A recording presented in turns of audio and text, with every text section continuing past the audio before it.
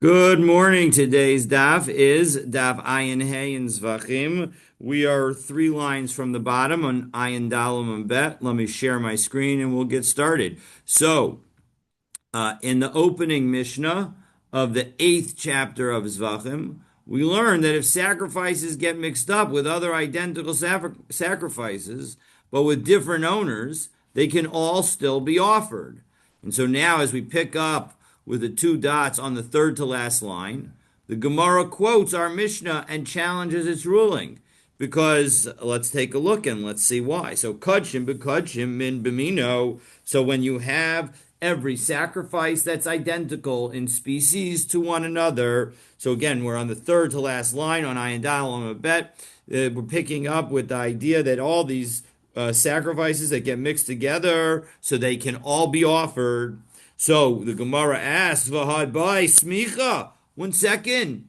One aspect that is crucial to bringing a sacrifice is that everybody needs to put their hands on the sacrifice and lean with all their weight on the sacrifice.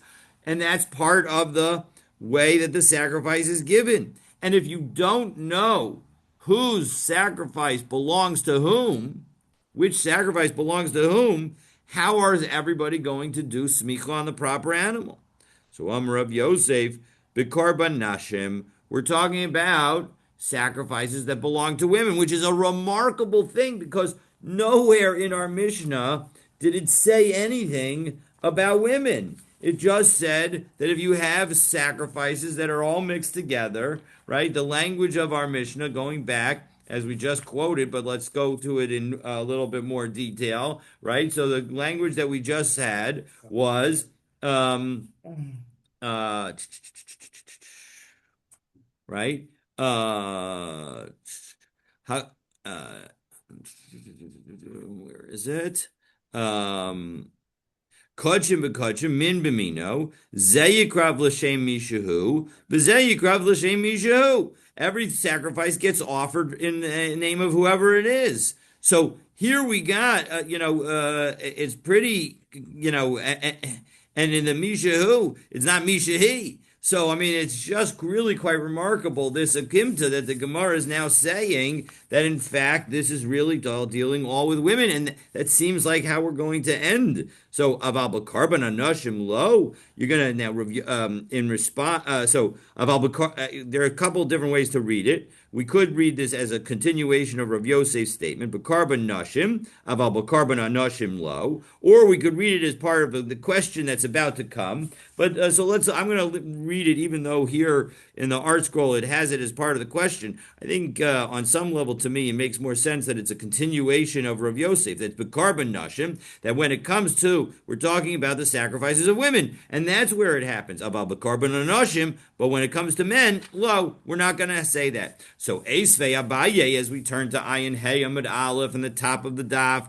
So 1 second, are you really going to tell me that even though our Mishnah said that when you mix up korbanot of two different people and it's the identical animal, so you can't tell the difference between the two, and it's the identical sacrifice, and it says that you're supposed to just offer them each up for whomever sacrifice it is, you're going to tell me that it's talking about a situation that is only for women and not for men? So, Eisvei Abaye, I'm going to ask you a question, because listen to the following brisa, which is going to say that when you have sacrifices, that it's going to be possible to bring them if they get mixed up while they are alive. Karban yachid shenis arav b'karban yachid. If you have two individual sacrifices that belong to individuals, we'll call them private sacrifices that got mixed up with one another, or v'karban sibor shenis arav b'karban sibor, or you have two communal sacrifices that got mixed up with one another, or v'karban yachid v'karban sibor shenis arvu zebezeh, or you have a communal sacrifice that gets mixed up with a private sacrifice. And Rashi helps us with giving us examples. Karban yachid, top line on Ayin Hey Amud Aleph. In fact, it's probably worthwhile to keep a finger in Rashi during the next couple of, at least couple of lines, but much of our discussion today. So karban yachid v'karban sibor could go and seir nasi, like the a he-goat that belongs to the nasi, Bisir ha'aragalim, which is on some level a private seir, and a seir harigolim, the he goat that is brought on holidays, which both of them are considered chataot, and both of them are seirim. So as a result, you can imagine how they could get mixed up. Oh, ola ba'ola. Or you can have two olot that get mixed up. Obviously, an ola of a community and an ola of a personal nature that can also get confused, and they can, of course, be the same animal. So it can be easy to mix them up. So that's the situation. So what do we do with that?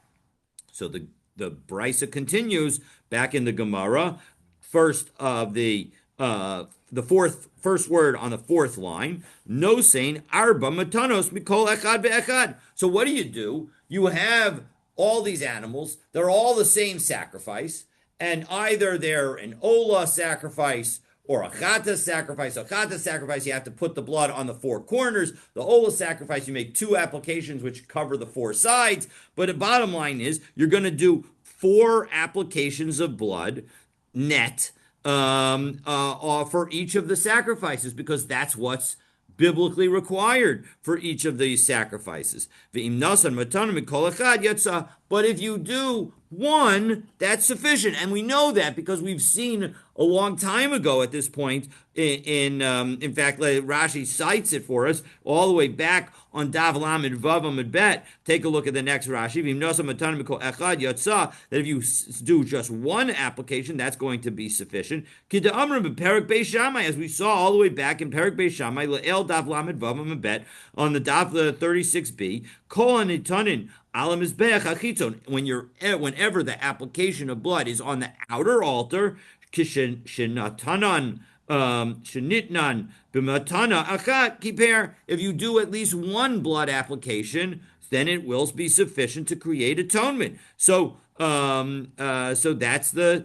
Famous rabbi. We're gonna have lots of Rashi. So the imna san arba mikulan yatsa. But if you do. I'm sorry. One second.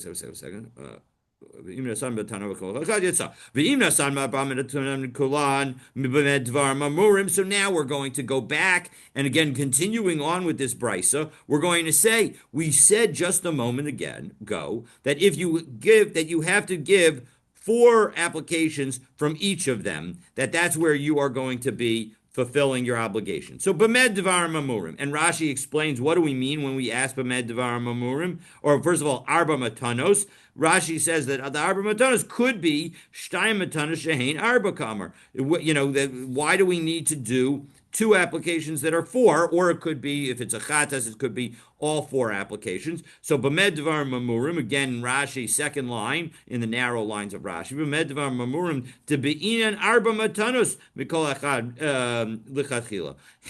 What's the situation where you need to have four applications from each animal lichatchila? Now, in the end, one from each animal is sufficient.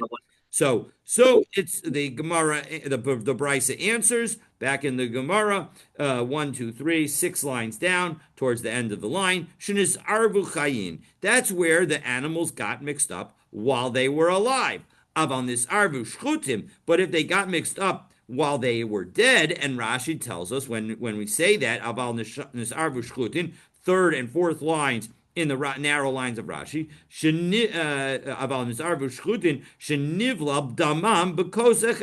all of their blood got mixed up in one vessel, in one cup.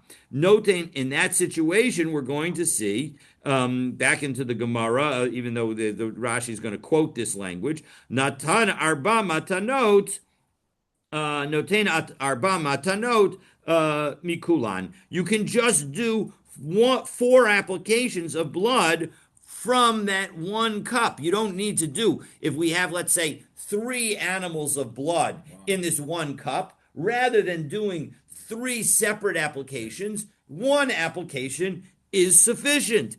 And so that's not the key language of our question, because the key language is that when they are mixed up when they're alive, then you do an application for each of the animals. And so that's where we're going to focus. But the bottom line is, and again, if they're all the blood is mixed together, if you do even one, that's going to be sufficient. And Rebbe, however, qualifies this what we said, and he disagrees with the Tanakama, and he says Rowan esamatan. No, you have to look and see how much blood was applied when you have all the blood mixed together. Im yesh ba kedei lezeh v'kedei lezeh kshera. If there was enough blood that effectively you're doing multiple applications, sufficient blood for multiple applications, and you do it in one application, and the blood is all mixed together, so then that will work. The imla psula. But if there was not enough blood in the applications for multiple animals, well, then that's not going to be a valid application.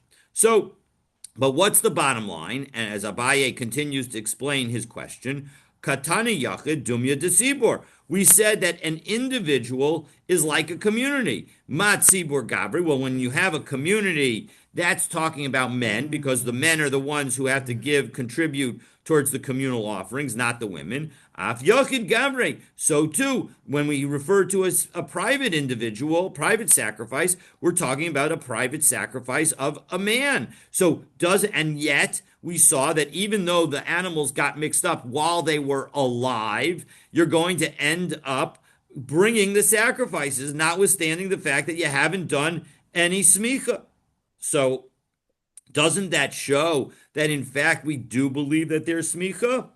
So Rava says, no, you're totally misreading this brisa. Amar Rava, v'tizbara ha mitaratztahi. 1 second, does that make any sense? You need to correct this brisa requires correction.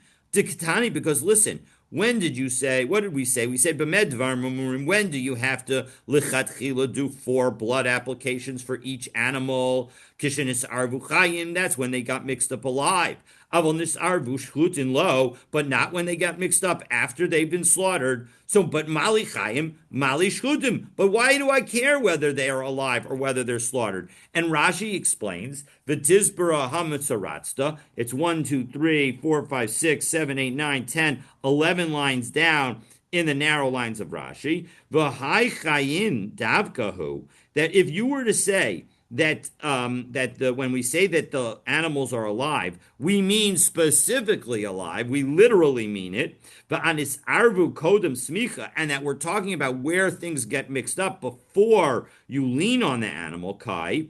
That's where we're talking about hakatani. But we learned in this brisa aval shchutim lo. But if they've already been slaughtered, lo by arba mikol echad. You don't need to do 4 applications for each animal. You can do 4 applications for all the animals together, and that's sufficient. But we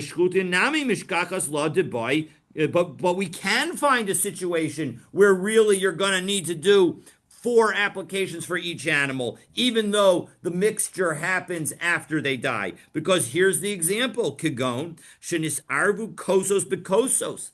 Instead of the blood being mixed up, what happens if we have 4 different sacrifices, and instead of catching them all in the blood in all the same vessel, we catch them in 4 different vessels. And now those 4 vessels, which are all from sin offerings, or all from olot offerings, or all from whatever offering, but they're all from the same offering, now those get mixed up. Well, in that situation, you're going to need to do the same blood application to all 4 containers. Wow. You don't get to just do 1 set. You're going to need to do 4 sets. So as a result, that's a situation where, right, Kigonshin is arbu kosos bekosos, the ein yadua, ezahu shel zeh, ezahu shel zeh. You don't know which one belongs to which. The lo nivlulu hadamim bekos echad, and the blood hasn't mixed up. So as a result, it's very clear that when we say b'med devar mamurim, you can't literally mean that as soon as they're slaughtered, you're going to only have to do 1 application, because there's at least one situation where even after they're slaughtered, you're going to still have to do the number of applications as the number of animals that you have mixed together. And so as a result, Ela Hagikamer, Here's what so Rava says this is what the brisa means. And so as a result, it's not going to present any problem to Rav Yosef because it doesn't suggest that men's sacrifices that are mixed up will in fact be brought. But medvar mamurim, when we say, what do we mean when we say that there's going to be multiple applications, one for each animal? Shinis arvu shchutim ke'ein chayam b'kosos. If it's as when the mixture is like when they were alive and they mixed up with cups, meaning that just as when you have live animals, each animal retains its own independence. So the point is if the mixture of the cups is in that manner where each cup retains its own independence, so that's where you're going to need to have four different, as many animals as got mixed up, as many cups as got mixed up. That's how many applications you're going to need. How do you keep the cups? How do the cups maintain their own independence? Well, the point is that each cup has blood of a separate sacrifice. Oh, right. Okay.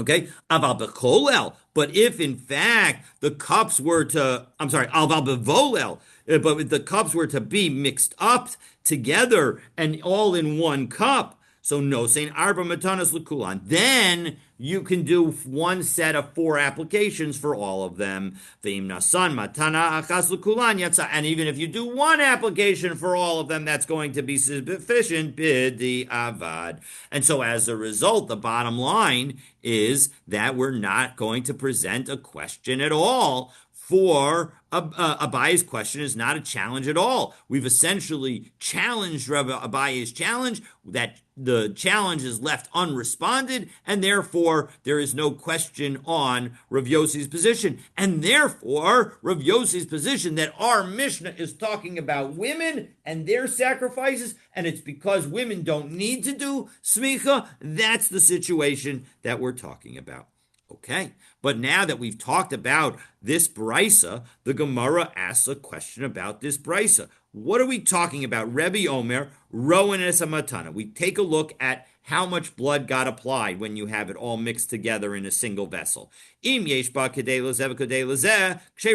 there's a sufficient, meaning if you meet the minimum requirements of blood for each application, for the multiple applications, even though you're doing one application, and you have enough blood so that it covers all the animals, great. Then it's going to be a kosher application. V'im lav, but if not, psula, then your application is not sufficient, and you will need to do multiple applications. So umi islay l'Rebbe haisvar. 1 second. Does Rebbe really believe that there's a minimum quantity of the blood that needs to be applied to the altar? V'hatanya, we have another brisa where Rebbe is going to tell us that something that when it comes to mechatas, the water from the para aduma, that it's not going to, there is no minimum amount. Because Amar Rebbe says the following: L'divrei Rebbe Eliezer, according to Rebbe Eliezer. And what are we talking about? Take a look at Rashi. Rashi tells us, blast Rashi on the daf, that what we're talking about. So, Rashi says, Legabi mechatas. This is talking kai. This is talking about the water of the para aduma. Umaisinan lalakaman bepirkin. We're going to learn shortly on daf peyam at aleph. Tzluchas shel mechatas. If you've got a container of para aduma water, hamukadshin, that is ready for, that is kodesh and able to be used to sanctify, to cleanse and to be metaher somebody who is tamei meis, shenafel atochan mayim acherim, and other water that is not the water that you're supposed to mix with it, but other water, stam water, plain water, gets mixed up. Now, according to the rabbis, that's going to be puzzle, and you're going to have to do create new water, kol shehu, if there's any amount in it. So then that's going to be a problem according to the rabbis. But Rebbe Eliezer says no, it's not going to make it puzzle, but rather yazeh shtei hazos, do 2 sprinklings. Ulakaman mefarish milsei, and we're going to explain why in a few minutes. Now, there are 2 different explanations as to why. One is it's some kind of penalty, Or there's a concern that maybe Rebbe Eliezer doesn't think that the waters all get mixed together, and therefore it might be that the first sprinkling doesn't have any of the mei chatas in it, and so you do two sprinklings in order to make sure that at least one of them has the mei chatas in it. But in any event, the bottom line is that Rebbe Eliezer says that you can do two sprinklings. But Ka'amar Rebbe, the Divrei Rebbe Eliezer, and in explaining Rebbe Eliezer, Rebbe says the following. All right, and now this is the language of the Gemara on the next page. So let's take a look. We'll go to the next page. Hazah, top of Ayin Hayam and Aleph. We stopped in the Rashi, so we'll jump back into the Gemara, and then we'll go back into the Rashi. Hazah kol shehu mitaheres, that any amount of the sprinkling is going to create cause the person to be tahor. You don't have a minimum of shear. You don't have a minimum amount of water that needs to be put on the person. Hazah eina tzricha shear, and that's because there is no minimum amount, and it's fine. Hazah mechza kasher mechza pasol, and so as a result, if the sprinkling is done even with water that's half of which is valid and half is invalid, it's going to be fine according to Rebbe. So back into the Rashi on the prior page. So Hazah ain't tzricha shiur agaba de gavra de tzricha shiur, and the point is that you don't need to do any minimum amount on top of the guy who's getting sprinkled, because the tzricha shiur. Because if you did say that nehi nami de yesh bila usamchina and Allah devada yesh beklal Hazah min hamayim aksherim umitztarfin masha barishona masha b'shniya miyemar demilya shiura. 1 second, because then we would have a problem, because it would seem like Rebbe Eliezer would need to have some kind of minimum amount to the sprinklings in order to be able to ensure that across the two sprinklings you will have met the shear. And so as a result, it must be, as Rebbe is explaining, that in fact Rebbe Eliezer says that there's no shear. And given the fact that Rebbe says about Rebbe Eliezer that in connection with mechatas that there's no shear, we presume that similarly Rebbe himself would believe that there in fact is no shear with respect to sprinkling blood on the altar. Now, if you're thinking, but I'm thinking this is a practical issue, because how many, if they had needed a minimum shear, and it was possible, and they had to start again and get enough. There are only so many paradumot that you don't have unlimited supply. I think there were 8, 10 of them in all of history. Correct. You're going to run out of you're not going to have it. You're not going to. They puzzle this, puzzle that. So that's going to be. What you're suggesting is maybe para aduma should be different because it's such a rare thing. Correct. And that's effectively the second answer that the Gemara is going to give. But there's one other answer that we could give, and that is that Rebbe is talking about Rebbe Eliezer in this brisa that we're quoting. And so as a result, I'm pretty sure it's a brisa. I think this is a brisa that in which Rebbe is commenting. So in any event, the bottom line, and so as a result, the Gemara offers two answers. First is Lidvarav, the Rebbe Eliezer Kamar. He's just telling us what Rebbe Eliezer thinks. That's not necessarily what Rebbe thinks. So as a result, Rebbe may think that there is a certain amount of blood that's necessary, and he can still, and he may even think that there's a certain amount of water that's necessary. But he's explaining Rebbe Eliezer's position, and Rebbe Eliezer doesn't think that you have a set number of water, and so as a result, it doesn't tell us anything about what Rebbe says.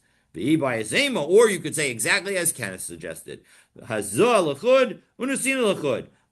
On the one hand, you have the sprinkling of the mechatas, where you have no minimum amount, because we want to make sure that we preserve as much of the mechatas as possible, so as many people can get sprinkled on as possible, because we don't have an infinite number of paradumas.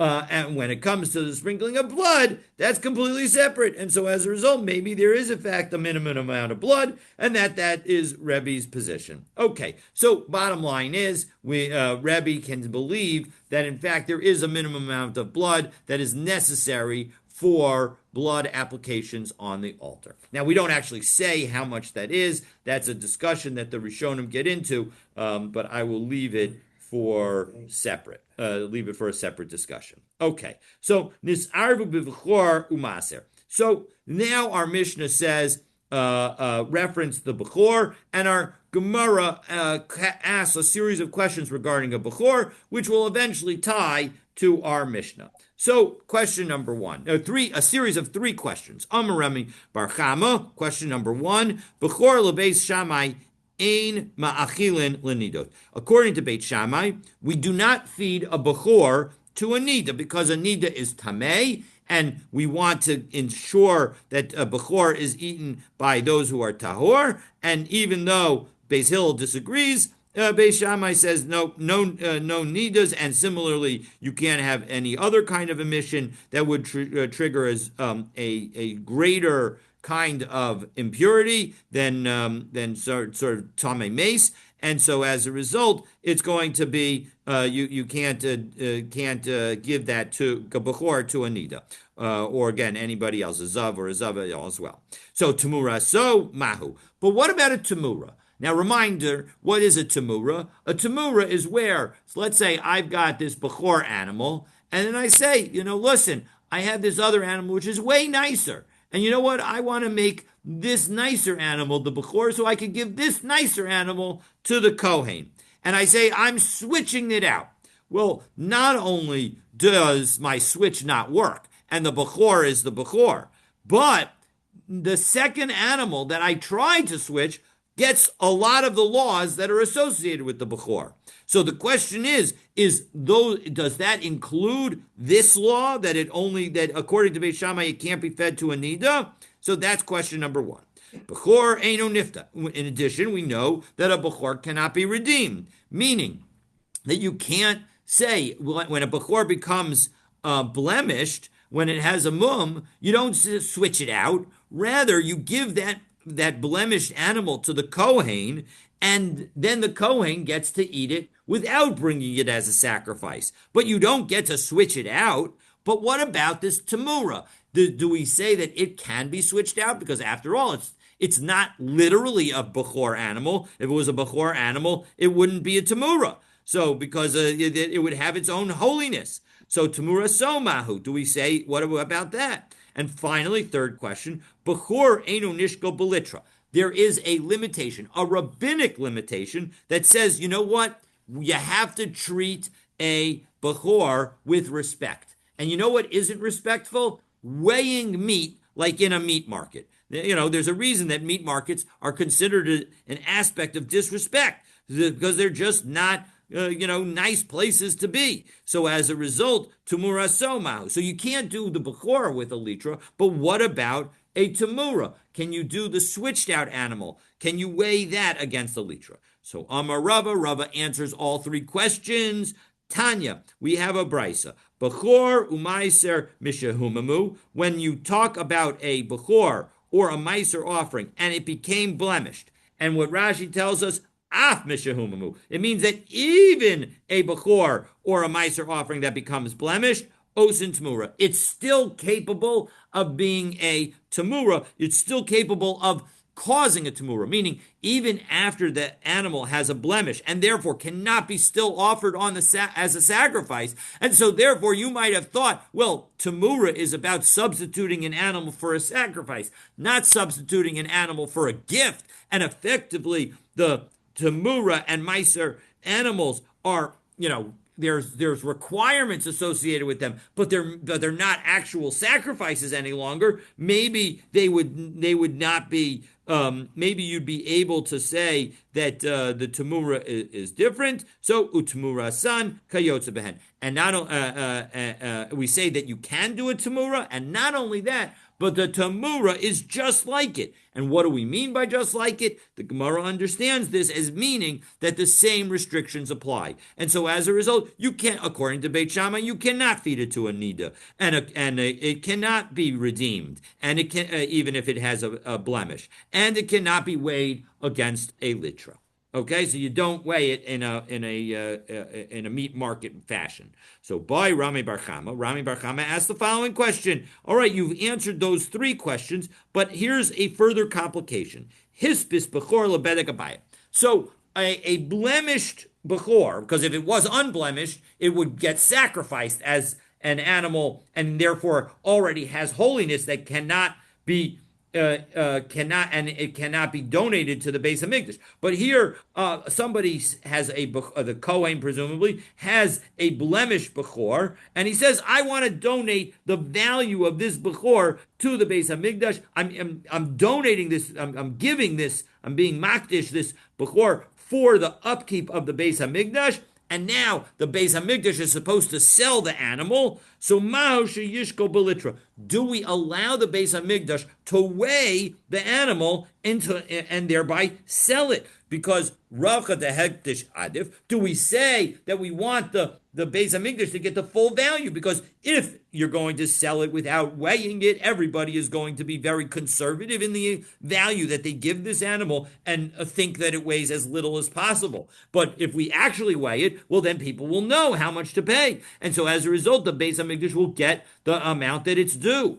Odoma zilusa de bechor adif. Or do we say, no, we're more concerned about damaging the Bechor's sanctity, and we don't want to degrade that sanctity. So Rabbi Yosef Bar Zvida, Rabbi Yosef Bar Zvida tries to give the first answer, and he says the following, Tashma, come in here, take a listen, and it's our Mishnah that he's going to cite. Nisarbu Bechor umaser, where if an animal were to get mixed up with a Bechor or a Meiser animal, Yiru Achi Yistavu, you have to let them graze until they get a blemish. V'yeachlu, Kivachor ukamaser. And each of all the animals that are mixed up together, if they're mixed up with a bechor, they all have to be eaten at like a bechor, meaning that they all go to a kohen. And if they're like a meiser, so then they have to all be brought to Yerushalayim. So lav lamemra de enu nishka belitra. 1 second. But when it says that they all are eaten like a bechor, doesn't that mean that they all are subject to not being weighed against a litra, just like a bechor isn't?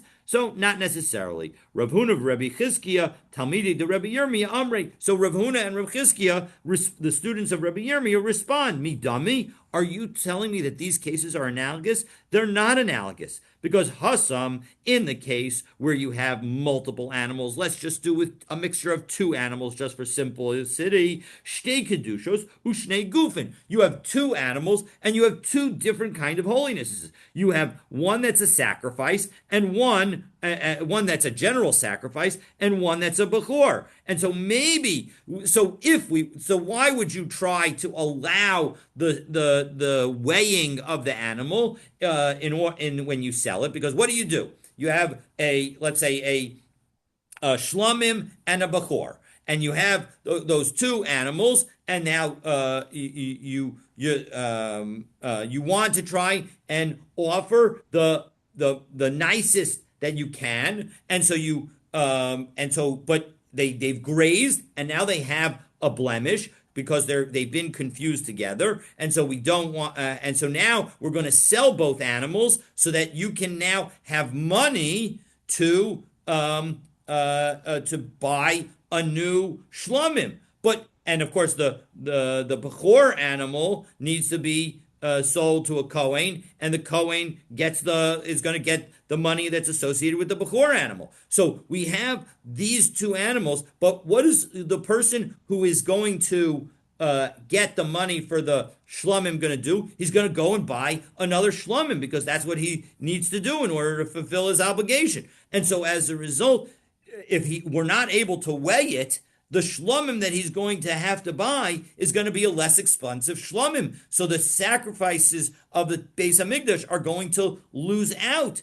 And so, but that is a separate thing from the bechor, because the bechor is the second animal, and that's going in a different direction. So as a result, those are two different sanctities and two different animals and two different bodies. So, but hacha, shtei kedushos v'guf echad. But here in the question that Rami Bar Chama was asking, we only have one animal, and it has both a sanctification for Bedek Habayit and the sanctification of Bechor. And so maybe in that situation, we would allow the animal to be weighed because it's its own kedusha that you're trying to enhance by weighing it and getting more money for the sanctity that's associated with this one body.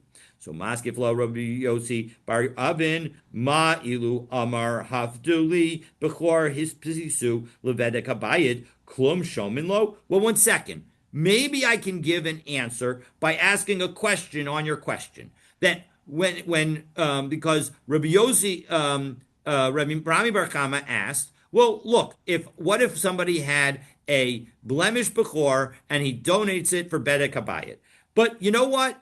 If instead of doing a donation to bedek habayit, the Kohen would have said, "Haftuli Amar my ilu Amar Haftuli bechor shehispisu lebedek habayit," that you should redeem for me this animal that is that I've donated for bedek habayit. Klum shomin lo. Would we allow it to be happen? Of course not. You're not allowed to redeem a Bechor. As we saw before, we saw, right, that was one of Rami Bar Chama's 3 questions was, can you redeem the Tamura? And the answer was no, even on the Tamura.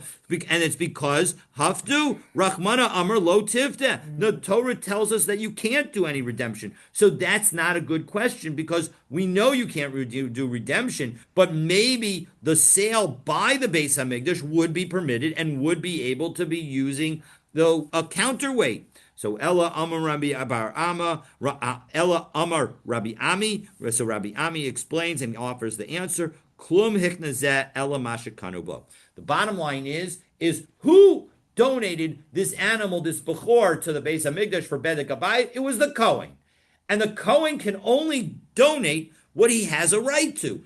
If you don't have a certain right, you can't give that right. You can't give something to the other person. You can't give that right to somebody else. And so as a result, this Kohen does not have the right to weigh this meat against a litra. So when he donates the animal to the Beis Hamikdash, he doesn't have the right to give the ability to have the Beis Hamikdash weigh it against a litra. And so as a result, the answer is no. We're going to keep the sanctification of the Bechor, and the Kohen and the Beis Hamikdash is not going to be able to sell it by weighing the animal against a weight. Okay.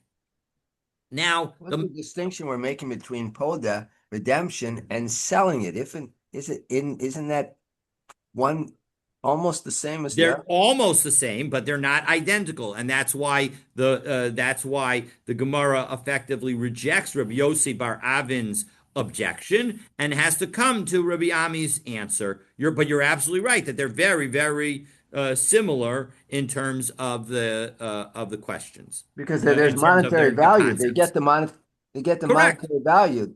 It's almost probably equal monetary value. Could be equal monetary value, right? That's absolutely correct. Absolutely correct. So in one case, one is designating this as a redemption versus the question is who's doing the concept?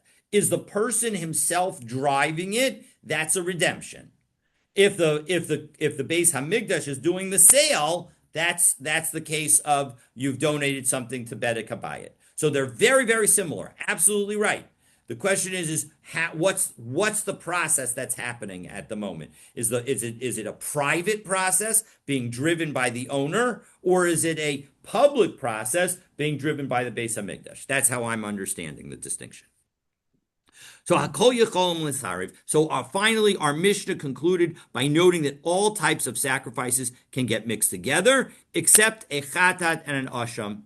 And the Gemara now explains, Ma'ishna chatas asham. Why is it that a chatas and an asham can't? Dahai zachar v'hai nekeva. Because a chatas is a female animal, and an asham is a male animal, and so as a result, that's why they're not going to be possible to get them confused. But chatas va'ola nami. Well, once again, a chatas we just said is a female animal, an ola is a male animal, and so as a result, maybe you can have a situation where you aren't able to mix up a chatas and an ola because one's female and one's male there as well. So how come our Mishnah limited itself in saying that the only kind of animals that can't get confused are a chatas and an asham? So no, you know why? Because Ika Seir Nasi. There is a he goat of a Nasi, and that is a Chatas. And you know what? That Chatas, which is a he goat, can be mixed together with a Hold on.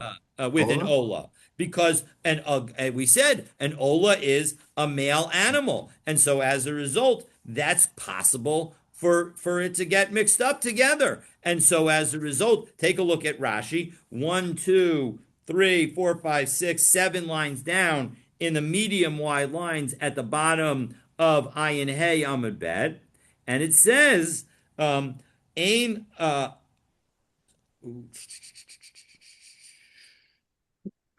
Coin? Oh no, you know what? This is on the next piece. So never mind. So now let's take a look in the Masoras Hashas at the little letter Dalid, where it says Asham Nami Ika Sa'ir Nasi. But 1 second. So you just said that when it came to a chatas and an ola, they could be confused because a chatas could be a seir nasi, a he goat of a nasi. So as a result, just both the ola and the seir nasi could be male animals, and so as a result, they could be confused together. Well, why don't we just say the same thing? You said a chatas and an asham can't be mixed because one's male and one's female. Well, 1 second, what about the seir nasi and the asham? Those are both male. So wouldn't those be able to get mixed up? So no, hi se'ar v'hai tzemer. No, there's a difference between one and the other, that the following. And that's where the Rashi that I was citing to just a moment ago comes in. Se'ir, ein lo tzemer, that a he goat does not have wool.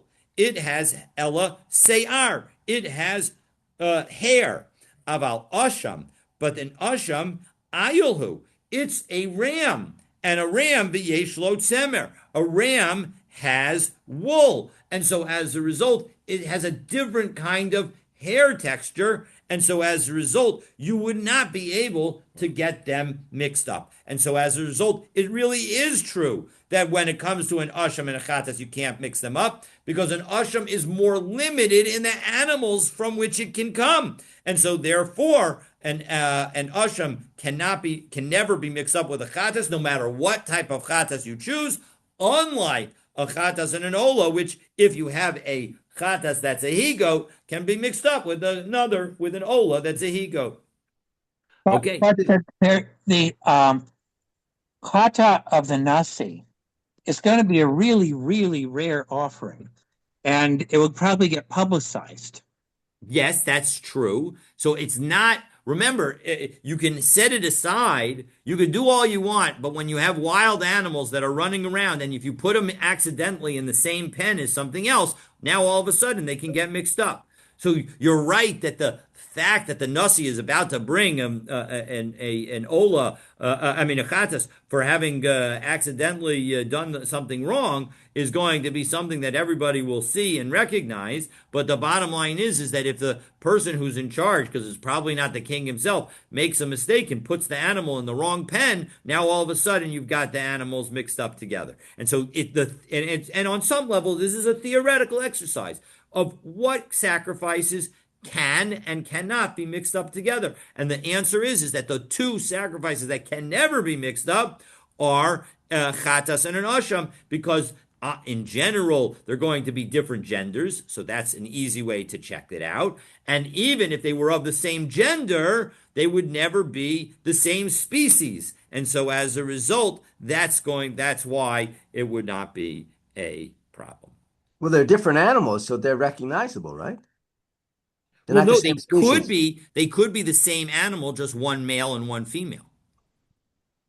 They could be the same species, just one male and one female. The issue is that when it comes to the asham, it's always going to be if it's a ram, it's going to always be a ram, and it's always going to be male. And so as a result, the only way you can ever have a male chatas is to have a male goat. And so as a result, if it's the same gender, it will always be a different species. Right. So then they're The point is essentially that different in animals. general, it could be the same species, but they will be different genders. But in the specific case of looking at a seir chatas, which is for a nasi, the seir nasi, then it's going to be not only will still be the same gender, but it'll be a different species because an asham is never from a seir.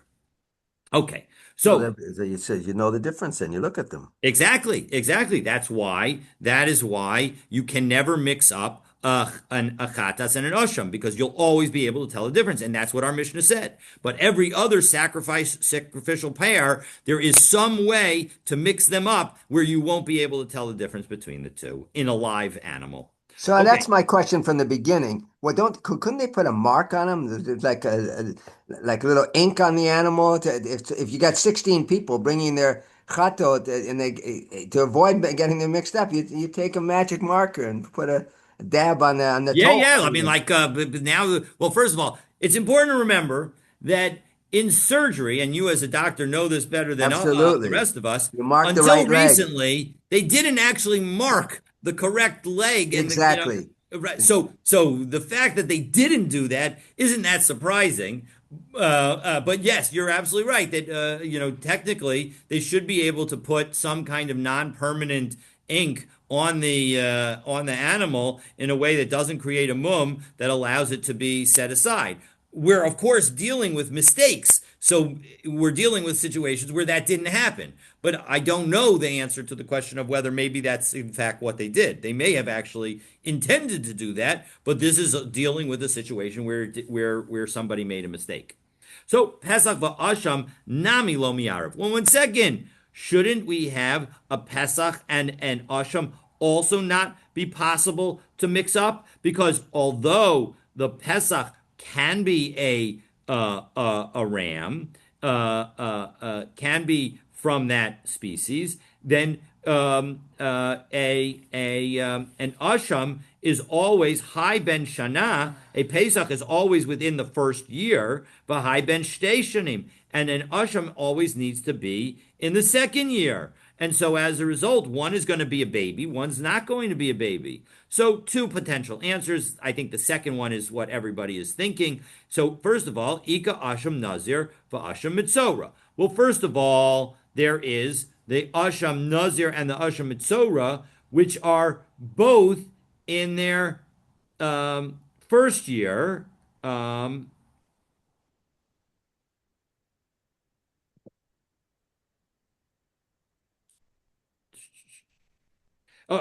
So they're both in their first year, and so as a result, we can come up with an example where it's possible to mix them up. So again, it's not what the Mishnah is saying when it limits the case where you can never mix up a chatas and an asham. It means never. It means under no circumstance can you find an asham and a chatas where mixing them together, you won't be able to tell it apart. You won't be able to tell the animals apart, but rather you'll always be able to. So yes, there are many ashams. There are some ashams where you won't be able to, where you where you will be able to distinguish a Pesach from an asham because one is one under one and one is 1 to 2 years old. But there are certain circumstances where they're the same age. And as a result, namely an asham Nazir, that's where a Nazir becomes Tameh and has to bring a set of sacrifices and start his Nazirus over again. And an Asham Mitzorah, where somebody is cured of Tsaras and brings an Asham. In both of those situations, the Asham that they bring is a young animal. As Rashi tells us, Asham Nazir, Ba'asham Nazir, Uba Asham Mitzorah, Kevesh Aksiv. It says the word Kevesh, Vistam Kevesh Ben Shanahu. And when we say a sheep, it means under a year. And so as a result, that's the situation. A lamb, it means under a year. And so therefore, it is possible to mix them up. The Ibayasema, answer number 2, which again I think is the one that occurred to me immediately, is Ika ben Shana demechse ben shteishanim, ve'ika ben shtayim demechse ben shana. You have young-looking animals, and you have old-looking animals. And you know what? Sometimes a 2-year-old animal could look like it's 1-year-old, and a 1-year-old animal could look really mature, like it's 2 years old. So it is possible to get them all mixed up. But they have to keep records, birth records, don't they? 100% in order to make sure, because you can't. It's a puzzle animal once it turns 1 if it's a Pesach, and it's not yet a kosher animal if it's under 1 for the asham, for the general ashams. So that you're absolutely right. Okay.